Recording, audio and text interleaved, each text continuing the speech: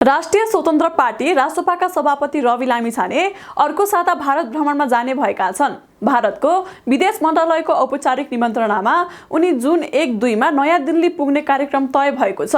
यो भ्रमणलाई विशेष चासोको साथ हेरिएको छ किनभने बालेन्द्र शाह नेतृत्वको सरकार गठनपछि लामिछाने भारत भ्रमण गर्ने पहिलो शीर्ष नेता हुनेछन्। सूत्रहरूका अनुसार भ्रमणका क्रममा उनले भारतका विदेश मन्त्री एस जयशंकर, विदेश सचिव विक्रम मिश्री लगायत उच्च अधिकारीहरूसँग महत्त्वपूर्ण भेटवार्ता गर्नेछन्। साथै भारतीय जनता पार्टी बीजेपी मुख्यालयमा विशेष स्वागत कार्यक्रम समेत तय गरिएको छ, जहाँ उनले पार्टी नेतृत्वसँग पनि छलफल गर्ने बताइएको छ।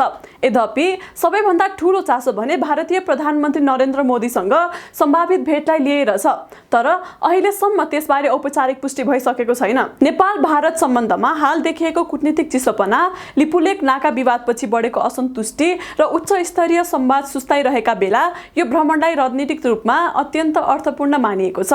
राजनीतिक विश्लेषकहरूका अनुसार यो भ्रमणले आगामी दिनमा नेपाल भारत सम्बन्ध र क्षेत्रीय कूटनीतिमा नयाँ संकेत दिन सक्ने अनुमान गरिएको छ।